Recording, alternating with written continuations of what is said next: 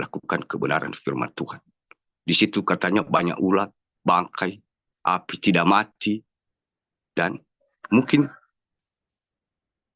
jangankan kita bayangkan ketiga di suatu tempat ketiga yang menyeramkan ini kita bisa hadapi.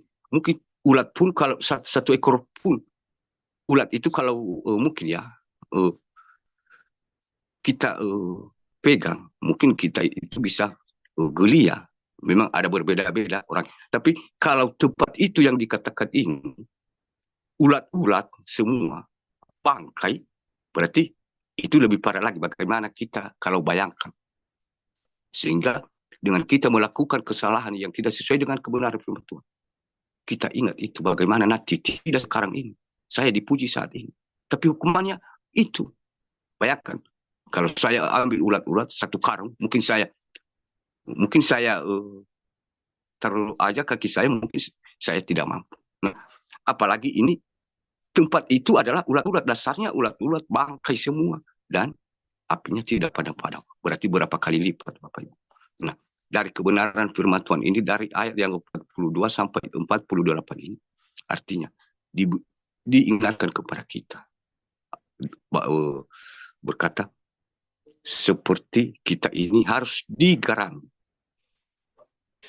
Karena setiap orang akan digarami dengan api. Apa yang dikatakan itu. Diibaratkan bahwa di ayat 9 ini garam memang baik. Tetapi jika garam menjadi hambar, dengan apa kamu mengasihkannya? Diumpamakan lagi sebagai garam. Garam ini kan banyak fungsinya. Dan tanpa garam, semua yang terutama yang kita makan tidak ada gunanya. Seperti tidak ada rasa, walaupun ada mungkin ya lain-lainnya, tapi ketika tidak ada garam, tidak ada rasanya. Nah, begitu pula, Bapak Ibu, walaupun kita ini ikut ibadah, berdoa setiap hari, kita terlihat berpenampilan, berkata baik, dan dipuja-puji, dan segala macam. Ketika kebenaran firman Tuhan ini tidak bisa kita menjadikan dia sebagai garam, sebagai terang, sebagai penunjuk jalan untuk menundukkan, mengalahkan keinginan daging kita ini dari anggota-anggota badan kita ini yang bertentangan dengan firman Tuhan. Berarti kita itu masih itu yang dikatakan adalah sebagai garam tadi yang hambar. Nah, kalau kita makan sayur, mungkin semua bahan-bahan bumbu-bumbunya itu ada. Dan ketika hanya garam tidak ada, itu semua bumbu-bumbu yang banyak tadi tidak ada fungsinya, tidak bermanfaat. Bisa kita membuangnya, Bapak Ibu. Sedangkan tanpa sayur, bumbu-bumbu lain hanya dengan garam, bisa kita menjadikan lauk nasi, Bapak Ibu. Nah, bayangkan dikatakan gambaran dari garam itu, Bapak Ibu. Kegunaan garam itu dan bagaimana khasiatnya.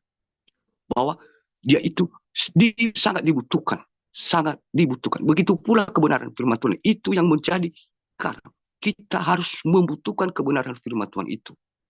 Untuk membakar keinginan daging kita ini. Makanya dikatakan digarami dengan api.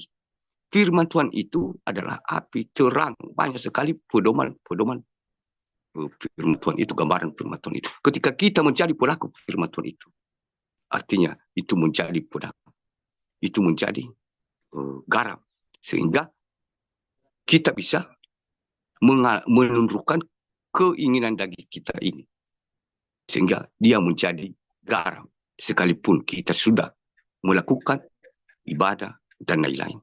Artinya kita umpamakan seperti bumbu sayur yang sangat banyak tadi. Tapi ketika tidak ada garam, ketika kita tidak menjadi pelaku firman Tuhan ini, tidak kita hidupkan, berarti sama seperti tetapi garam menjadi hambar. Garam memang baik, tetapi jika garam menjadi hambar, berarti dengan apa kamu mengasihkannya? Berarti roh kita ini di hadapan Tuhan sama seperti hambar.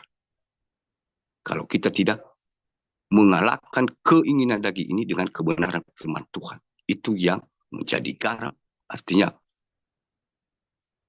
kita memakai kebenaran firman Tuhan untuk menundukkan semua keinginan daging dan keinginan dunia ini, sehingga bisa menjadi garam.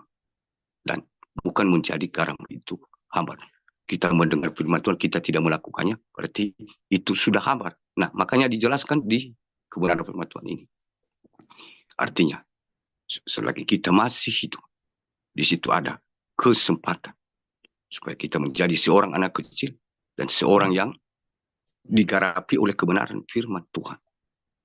Makanya dikatakan, hendaklah kamu selalu mempunyai garam dalam dirimu dan selalu hidup berdamai yang seorang dengan yang lain. Nah, karena garam ini ibarat kebenaran firman Tuhan yang menjadi terang, yang sudah kita hidupkan, sehingga dia itu bisa menerangi jalan kita, sehingga kita bisa tahu mana yang salah, mana yang benar, dan mana yang sesuai dengan keinginan manusia, dan mana yang sesuai dengan keinginan Tuhan.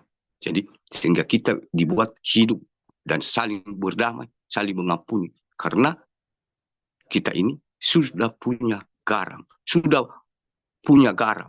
sudah menjadi pelaku firman Tuhan. Bukan hanya seperti bumbu-bumbu sayur yang lain tanpa garam. Seperti yang aku katakan tadi, ibadah, di mana perkumpulan, berdoa sambil meneteskan air mata, padahal tidak menjadi pelaku, tidak ada garamnya. Nah, untuk apa bumbu-bumbu lainnya tadi? Untuk apa yang dikatakan kita itu ikut ibadah selama berpuluh tahun dari nenek moyang, berdoa siang dan pagi, siang, malam, padahal tidak menjadi pelaku, tidak ada garamnya. Jadi itu yang dikatakan kebenaran firman Tuhan.